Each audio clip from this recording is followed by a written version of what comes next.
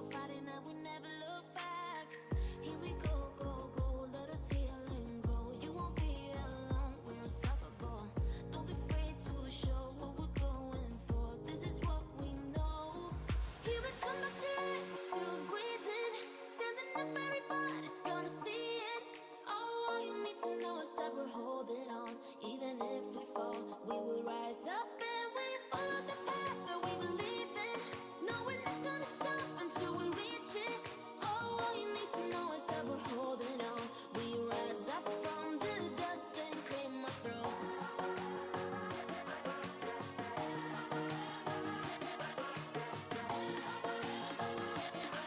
We rise up from the dust and claim our throne.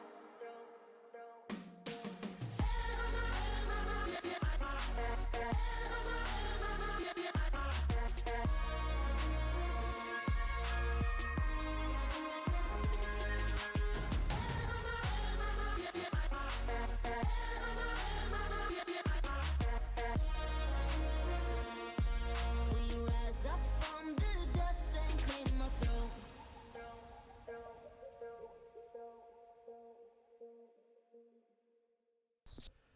Okay.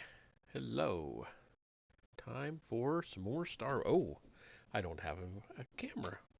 Hello. All right. So time for some more Star Wars. So we're up to chapter 14 in the Old Republic Annihilation. So we're gonna go 14 and 15 tonight, and yeah. So let's jump on into it. Chapter 14.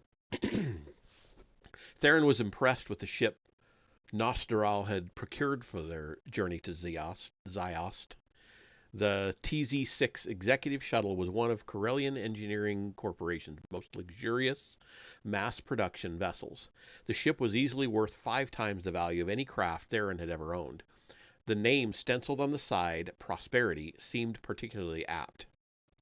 "The Jedi must pay better than I thought," he said, running an appreciative hand along the gleaming hull. "I'll be playing the part of a wealthy industrialist," Nosteral explained. "It would look unusual if we were traveling in a substandard vessel." "Hey, you don't need to convince me," Theron said. "I like traveling in style." Theron took 2 quick steps up the boarding ramp, eager to check out the interior, and just as eager to leave Coruscant behind. He knew from past experience that once the mission was underway, his mind would be too focused to keep brooding over the fact that Jace Malcolm was his father. "So tell me about our cover story," Theron said, settling into one of the 6 luxurious reclining passenger seats. The plush cushions momentarily gave way beneath his weight before reshaping themselves to perfectly conform to every contour of his body. "I will play the part of S. Drellid, a wealthy noble who owns several factories in the Daedalus sector," Nosteral explained. The Jedi chose to remain standing rather than join Theron in one of the adjacent seats. "You will be my security chief, looking to upgrade weapons and armor for my personal bodyguards. Ziost has a thriving black market for both. Everything on board our ship will support the story, just in case customs officials decide to conduct a random search of the vessel." "What if someone gets suspicious and digs into our backstory?" Theron asked, getting into his reluctantly getting to his feet and leaving the comfort of the passenger chair behind. "My people have seeded the various databases the Empire has access to with documents that will support our story. Short of someone actually traveling to the Daedalus sector to investigate the factories in person, our story will hold up." "You've got quite the little operation going," Theron said appreciatively. "For a Jedi historian, you make a pretty good spy." "As I said before, SIS are not the only ones gathering intelligence on our enemy," Nosteral reminded him, following close behind as Theron headed for the cockpit. "But your efforts are focused primarily on military and the day-to-day operations of the Empire. My people are more interested in those who follow the dark side of the Force, the Sith Lords, the Dark Council, and even the Emperor.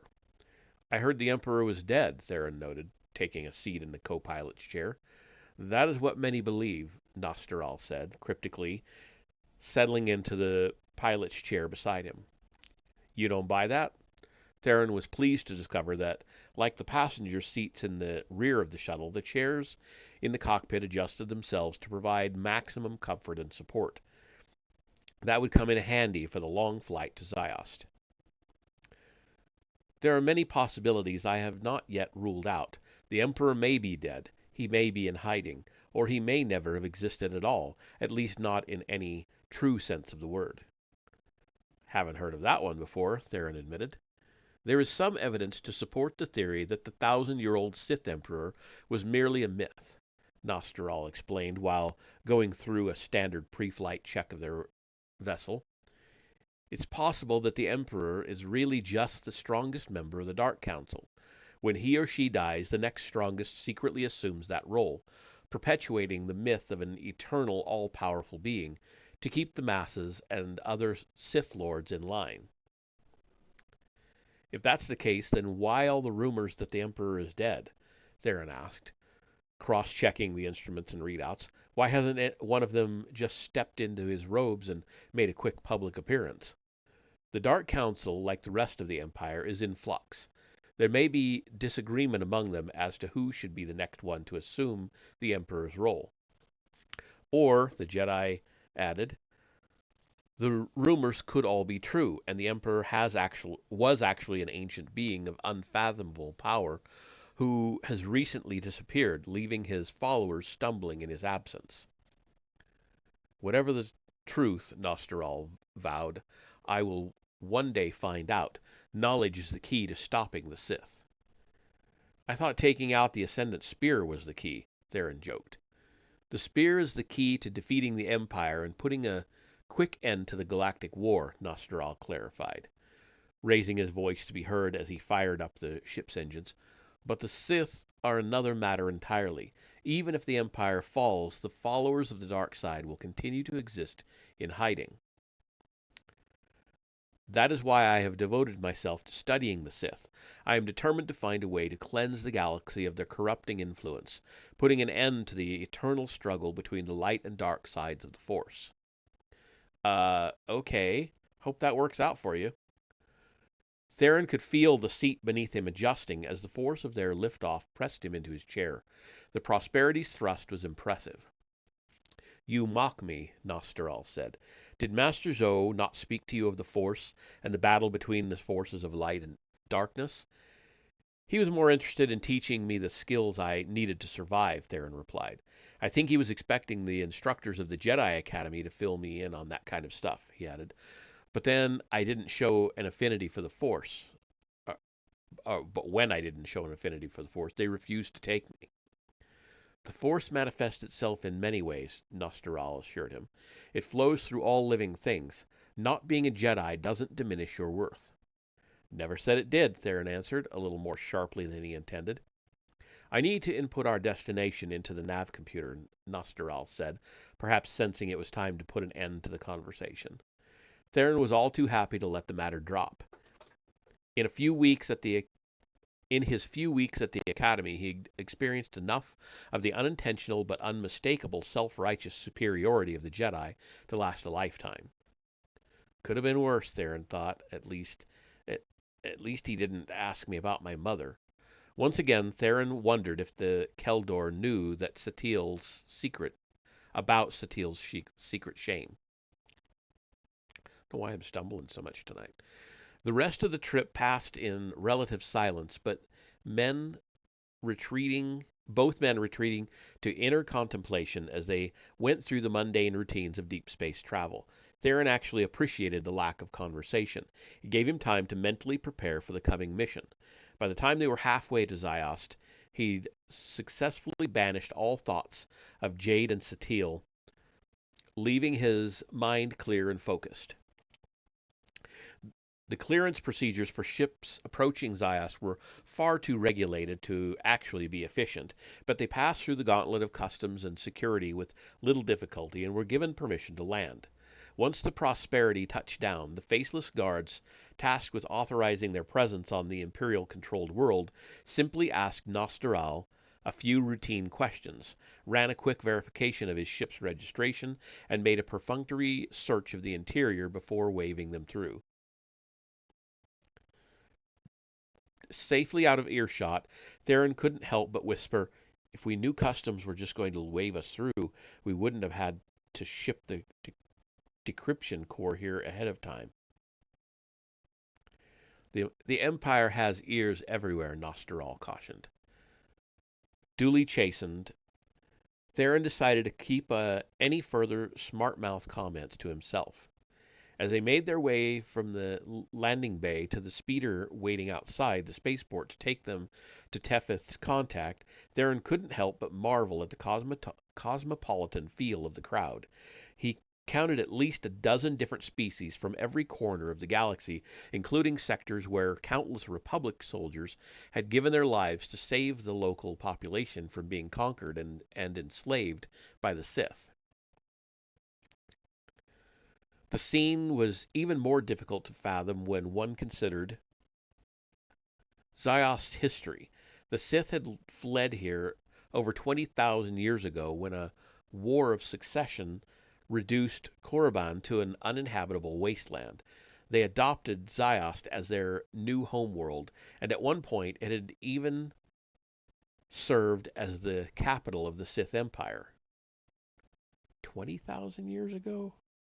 I don't think that meshes with the rest of the timeline. But okay, whatever. No one from the Republic had ever even officially set foot on Zios. Since its founding, it had remained under the absolute control of the xenophobic Sith Empire. Even as recently as a decade ago, the only non-human, non-Sith purebloods on the world would have been slaves in chains or cages. Now, however, the planet had been reinvented as the gateway to the Empire, the place where anyone seeking an alternative to dealing with the Republic was welcome to come and do business with the Sith. While some might see Zios' newfound openness as proof the Empire had become more tolerant and accepting, Theron wasn't fooled. The Imperials were losing the war. They were desperate. So desperate, they were willing to swallow their bigotry to welcome the so-called lesser species with open arms, at least on this one planet. Theron's thoughts were interrupted by a subtle nudge from Nosteral. The Jedi Master was looking up at a nearby holoscreen running an official news report. The images primarily showed the mangled wreckage of several medium-sized Republic ships, the kind used in hit-and-run attacks on Imperial fleets. The voice of an Imperial shill played over the images of death and destruction. A recent attempt by the Republic and anti-Imperial separatists to conquer the loyal citizens of the Boranal system was easily repulsed by the might of the Imperial defenders. One shot in particular grabbed Theron's attention. Two halves of a Republic vessel floating side by side, the hull split cleanly between bow and stern, like a giant saw had sliced it through. He knew of only one ship in the galaxy with laser cannons powerful enough to inflict that kind of damage. The images changed to show several city blocks on the planetary surface that had been leveled by an orbital bombardment. Most of the buildings were reduced to rubble. Those few that still stood had huge chunks torn away to expose the bent and twisted durasteel beams that supported their frames. The streets were impassable, choked with debris and the bodies of innocent civilians. Before the arrival of their Imperial saviors, the citizens of Boranal were subjected to a cowardly assault from the Republic fleet orbiting their world. Theron couldn't help but shake his head in denial at the blatant Imperial propaganda.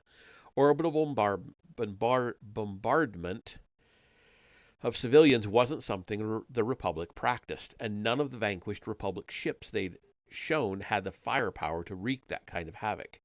The more likely explanation was that the spear had wiped out the Republic ships, then turned its guns on Boronal. Whether Karad was eliminating resistance on the ground or simply punishing the planet for daring to harbor anti-imperial separatists didn't matter to Theron. There was no excuse for the kind of slaughter she'd unleashed. He saw Nosteral stiffen, and he realized the Jedi Master had come to the same conclusions he had. Theron hoped seeing the horrors his former apprentice was capable of might convince Nosteral to abandon his hope that she could be redeemed, though he knew enough about Jedi in general to realize this probably wouldn't change anything. The two men continued in silence through the spaceport to where Nosteral had arranged to have a speeder waiting for them. Stepping outside, Theron was struck by a cold blast of wind. Shivering, he pulled his cloak tighter around his body. The air was dry and gritty, with tiny particles of dirt and dust swept along by the breeze, and he squinted, wishing he had a cover for his face. The Keldor, with his goggles and breathing mask, didn't seem bothered by the harsh wind, though Theron took some small satisfaction in seeing him also shivering from the cold. Fortunately, their speeder was as luxurious as their shuttle had been, with a sealed climate-controlled dome to shield them from the elements. Once again, Nosteral sat in the pilot's chair, and Theron took the seat beside him. Theron wasn't much of a follower, but he was happy to defer to his partner on the little things. They zipped through the bustling streets of Zyost's market district, their speeder whisking them above the crowds. There were still several hours of daylight, and Theron was clearly able to see the people below them in the light of the world's distant and faded orange sun. Although he only got a brief view from above, the market district had the same vibrant cosmopolitan feel as the spaceport. As soon as they passed into the neighboring residential district, however, everything changed. It was still crowded. Ziost was a heavily populated metropolis, but the life and color seemed to vanish in an instant. Everything was drab and gray, the buildings, the streets, and even the clothes of the people in the crowd. "You can feel the oppression of this place," Nosteral said, "the hopeless despair of the entire city." Theron nodded, knowing the Jedi wasn't referring to something he sensed through the Force. Under Imperial rule, there were harsh penalties for even minor infractions, and it wasn't hard to see the impact. Unlike the chaos of Narshada, here there was an orderly, almost rigid flow of traffic, both on the ground and in the air.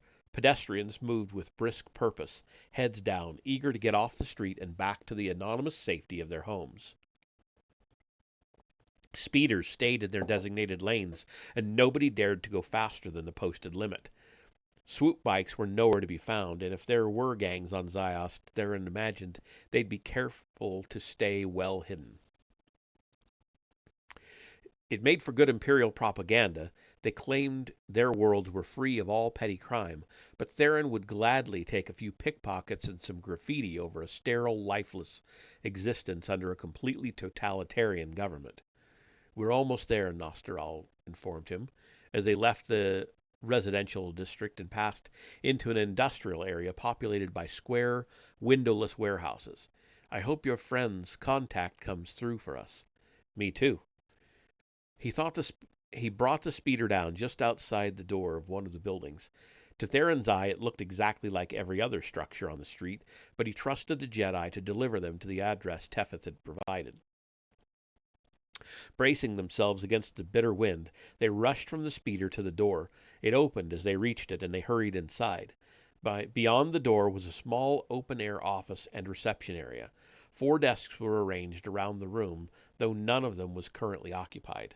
A single door in the far wall led into the warehouse at the back. "Good to get out of the cold, isn't it?" their host said cheerfully. He was a middle-aged human. The crown of his bald head was surrounded by a ring of curly brown hair. His face was ruddy, his features plain.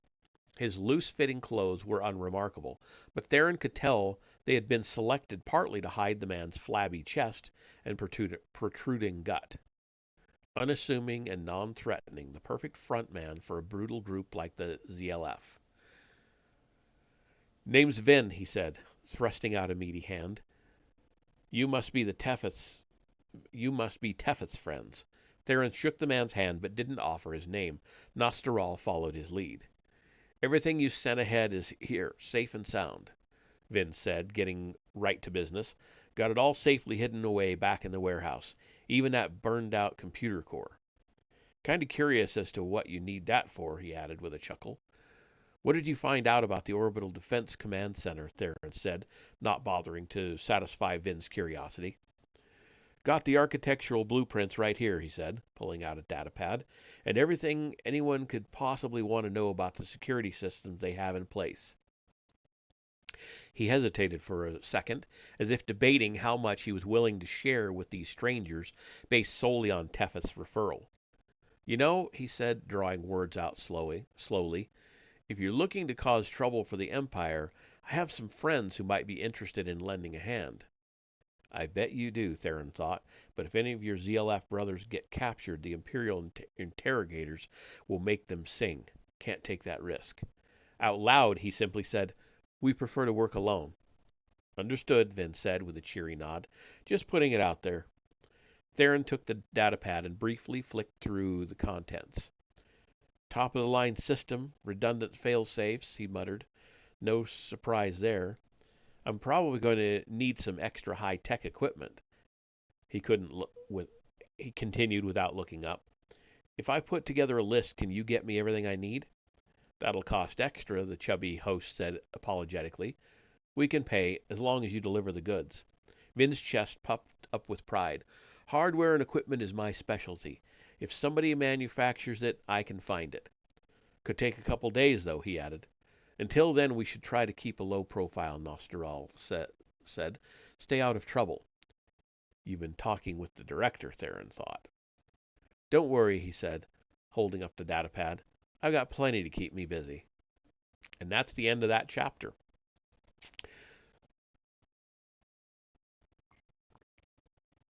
So I'm going to jump right on into 15.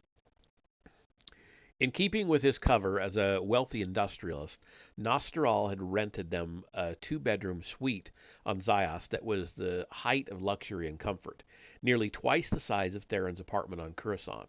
It had taken a good hour to thoroughly sweep the place for bugs and recording devices. The bed in Theron's room was the most comfortable one he'd ever had the pleasure of sleeping in, but he was never able to get more than a few hours' rest while on a mission. By the time Nosteral emerged from his own quarters, Theron was already hunched over the counter of the breakfast nook, studying the information on the datapad Vin had given him. You're up early, the Jedi remarked. I've been thinking about the mission, Theron said. Eyes on the screen. I think we need more than a simple bombing to distract the Empire from what we're really up to. For this feint to work, we need to rattle their cage, give them something to really worry about. The Jedi took a seat in the chair across from Theron. Sounds like you already have something in mind. We need to make this look like a failed assassination attempt on the Minister of Logistics, Theron said, finally looking up from the datapad. Convince the Empire that the cipher was damaged accidentally when the assassins were discovered trying to set up explosives in the minister's office. That would certainly give them something else to focus on, Nosteral agreed. So how do we pull it off? I break into the minister's office and switch the cipher cores. Then I start setting up explosives under his desk. You send an anonymous tip to the Imperials about what's happening so that they charge in and catch me in the act. The explosives go off accidentally during my escape, and they think the blast caused the cipher's self-destruct sequence to trigger. The second I tip the Imperials off, every guard in the place will be swarming that office from all directions, Nosteral warned. You won't have a chance. Not necessarily, Theron replied. I've been looking over the security plans. The Orbital Defense Command Center's primary function is to guard against a Republic fleet attacking Zios. Their biggest fear is that an enemy force will take over the station during a full-scale planetary invasion. Because of that, they have an emergency lockdown state that automatically triggers if certain protocols are met that indicate a possible Republic invasion. During lockdown, every floor on the building goes into quarantine to restrict movement of any enemy troops that might have infiltrated the facility. Every door and lift in the place is locked and disabled, and the Empire is so worried about being betrayed from within, even the Imperial soldiers inside the building can't open them. There's no way to override the lockdown until a special emergency response unit has swept the building and verified it's clear of hostiles. How are we supposed to simulate a Republic invasion of Ziost?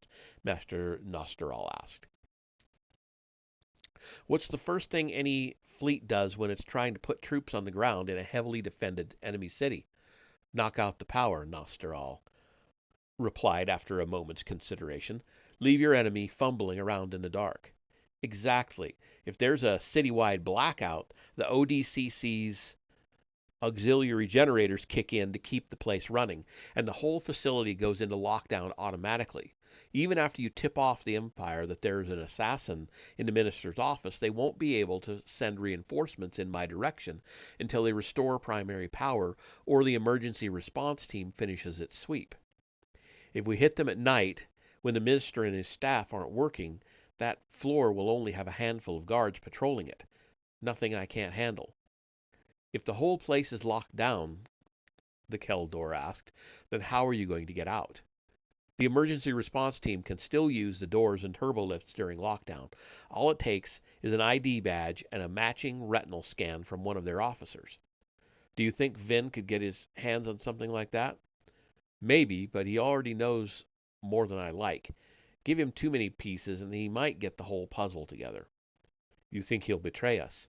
Probably not, but I'd rather not take any chances. The ZLF has its own agenda, and I don't want it getting mixed up in Operation Endgame any more than absolutely necessary. So how are you going to get the badge and retinal scan? Don't worry, Theron assured him. I've got it covered. From a table in the back corner of the bar, switching gears here, I guess. From a table in the back corner of the bar, Theron watched his target closely as he tossed back another drink with his fellow soldiers. The Hammer and Nail was located only a few blocks from the Orbital Defense Command Center, making it a popular hangout for the troops stationed there. It was easy to spot them in the crowd, as they tended to wear their uniforms even when off duty, particularly the officers. The Empire was a martial society, and there were status and perks given to those of higher rank. The waitress made more frequent trips to tables where the officers gathered. The bartender filled their glasses right to the rim. He'd even seen a handful of civilian patrons and enlisted troops surrender their tables if there weren't empty seats when the officers entered, though the manner in which they slinked away made it seem more like fear than a sign of respect. Theron had set his sights on a man named Captain Pressick, commander of one of the ODCC's emergency response teams. Tall, blond, and handsome, the broad-shouldered officer carried himself with the privileged air of someone who had grown up being taught he was better than everyone else. Even among the other members of his elite unit, he carried himself with an air of arrogance and superiority. Theron's investigations had uncovered Pressick's reputation for being a hard drinker when he wasn't on duty, and when he got drunk he got violent, though he was smart enough to pick his fights with civilians to avoid any consequences that might harm his military career. Pressick's shift had ended several hours ago. Since then he had been here at the bar drinking with a handful of other officers, but while most of them nursed glasses of wine or ale, he was tossing back White Nova doubles with reckless abandon. Not that Theron minded. The more Pressick drank, the easier this would be. He said something to the others at his table, eliciting a round of ribald laughter. Then he got up and made his way toward the refresher. Theron moved quickly to cut him off, walking with a pronounced drunken stagger. He bumped into the soldier as they both tried to enter the refresher at the same time, using the contact to get in close enough for the scanner in his pocket to read the data encoded on the ID badge prominently displayed on the left breast pocket of Pressick's uniform. Sorry, Theron grumbled. Watch where you're going, the man snapped, roughly shoving Theron back with his shoulder and forearm. Mind if I go first? Theron asked, taking a step toward the refresher, stalling to give the scanner the 30 seconds it would take to download the data from Pressick's badge. Kind of an emergency. The soldier didn't reply as he squeezed past Theron and into the refresher, the door whooshing shut behind him. Theron remained standing just outside the door, considering his options. He knew the scanner hadn't had enough time to finish the job, and the holorecorder in the implant of his left eye hadn't captured a clear enough shot of Pressick's face to duplicate his retinal scan. He had no choice but to try again. The refresher opened a few moments later, and Pressick stepped out, giving Theron a dangerous glare when he saw him still waiting by the door. "What's your problem, subjugate?" he said, using the imperial term for those without citizen status. The implication in the word was clear. Here on Ziost you have no rank, you have no rights. Back down. "I was here first," Theron said, slurring his words and leaning forward as if he were having trouble keeping his balance. "You cut the line." From the corner of his eye, Theron noticed the patrons at the nearby tables scooping up their drinks and rapidly retreating to a safe distance. Pressick's lip curled up into a snarl of contempt as he fixed his piercing blue eyes on the maggot in front of him. "Perfect," Theron thought, "giving me a nice clear shot of those pretty little peepers." To Theron's surprise, Pressick turned away after a few seconds. "Sit down, subjugate," he said. Theron wasn't sure why Pressick was backing down. Maybe he'd seen something in Theron's eyes that made him realize this wasn't the typical cowering victim he was used to bullying. Maybe his superiors, fed up with his off-duty altercations, had taken him to task and warned him to keep his temper in check. One thing Theron was sure about, however, he still needed more time for the scanner to do its job. "You're the subjugate," Theron spat out, fumbling over the word in his feigned drunken stupor. He reached out and shoved Pressick in the back as he walked away. Pressick wheeled on him, his right hand balled into a fist. He dropped low as he threw a powerful uppercut into Theron's midsection. Theron saw it coming. It was a clumsy brawler's punch, but he resisted his natural instincts to block or evade the attack, staying in character as an inebriated civilian. All he could do was brace himself as the blow landed. The air whooshed out of him and his knees buckled. He staggered forward and wrapped his arms around Pressick in a bear hug, using the other man to support his weight so he could stay on his feet and to keep him from stepping back and out of the scanner's limited range. "Get off me!" Pressick shouted, struggling to shake him off. Theron grappled awkwardly with the bigger man, managing to tie up his arms and buying himself a brief respite from further punishment. The other officers rushed in from the far side of the bar to join the fray. Just a few more seconds, Theron thought, still holding on to Pressick for all he was worth. He felt the hands of the other soldiers seizing him as they tried to pry him loose from his friend. Someone was raining blows down on his neck and shoulders from behind. 4-on-1, Theron thought as he twisted and turned, doing his best to absorb the beating, the kind of odds the Empire just loves. They managed to haul Theron off Pressick just as he felt the scanner in his pocket vibrating to signify the download was complete. As Pressick stumbled backward, Theron went limp and collapsed to the floor. "Get him on his feet," Pressick shouted. And two of his companions grabbed Theron under his armpits and yanked him to his feet. And now the big finale, Theron thought, as Pressick wound up and punched a haymaker at his jaw. Everything went white as stars exploded in Theron's vision. When the man holding him up let go, he dropped to the floor, semi-conscious. He tried to keep from blacking out as someone grabbed his ankles and dragged him face down to the door, his cheek scraping roughly across the dirty, sticky floor. His head was still spinning as they lifted him up into the air, rocked him back and forth a few times to gather momentum, then tossed him out onto the street. He landed awkwardly on his shoulder, re-aggravating the injury he'd sustained during his last job on Narshada. Somehow he rolled onto his side just in time to receive a hard kick from Pressick right in the ribs. The soldier leaned over and spit on him, then, laughing, he and his friends turned and headed back into the bar. Theron lay curled up in the fetal position on the street, evaluating his injuries. The inside of his lip was cut, where Pressick's punch had mashed it against his teeth, filling his mouth with blood. As he spit it out, he could feel a gap with his tongue where one of his teeth had been knocked out. The side of his face that had scraped along the floor was raw and stinging, and a sharp pain every time he inhaled was probably a sign of a cracked rib. Could have been worse, he thought, slowing his breathing and running through some basic mental exercises to help him deal with the worst of the pain. They could have curb stomped me right into the nearest med center or the morgue.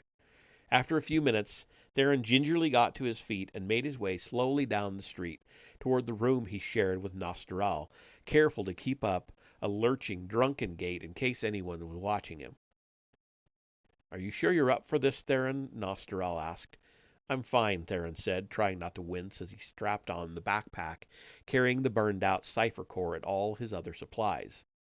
3 days had passed since he'd been pummeled at the bar. His face was still bruised, and his ribs and shoulder were still tender, but the injuries weren't worth delaying the mission over.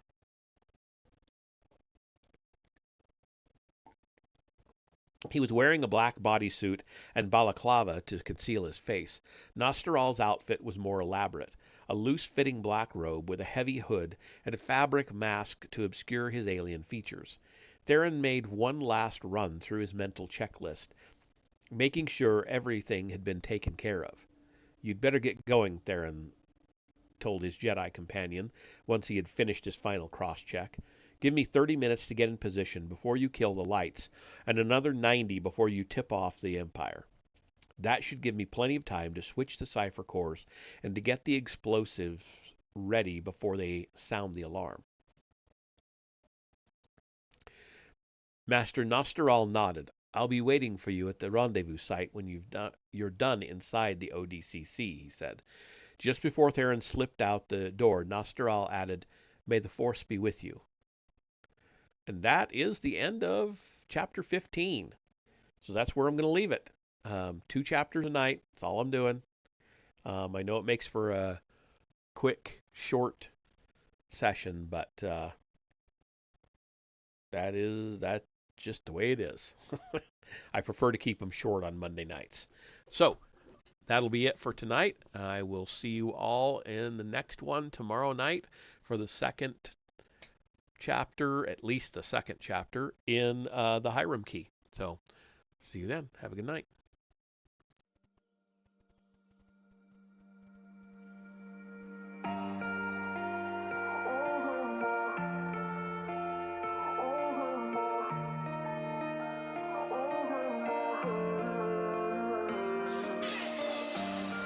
Feeling shattered skies, watching teary blue eyes, wonder where I might find some peace of mind.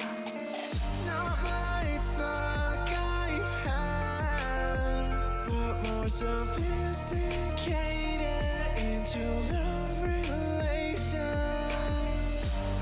Now disassembling my own heart, 'cause my mind's a million places and giving up. So it's in my head. So tell me it's not happening. Tell me it's not happening. Surrender myself. I feel the world collapsing, but it's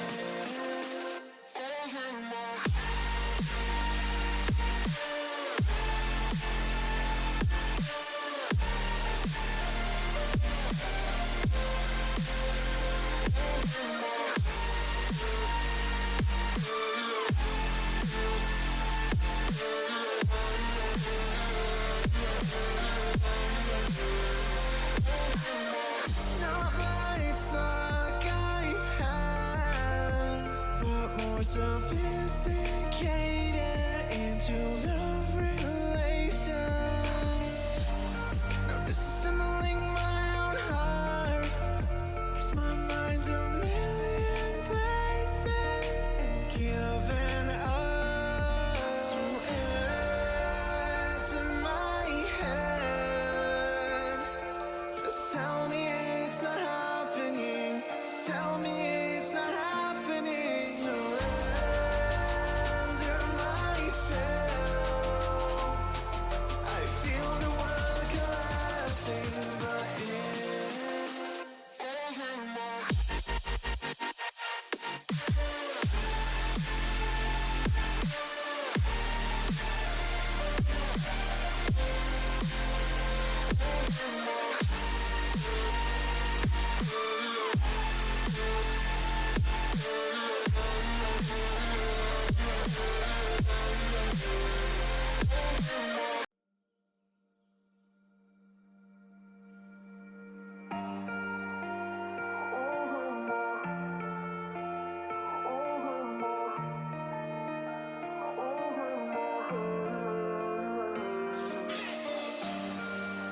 shattered skies, watching teary blue eyes, wonder where I might find some peace.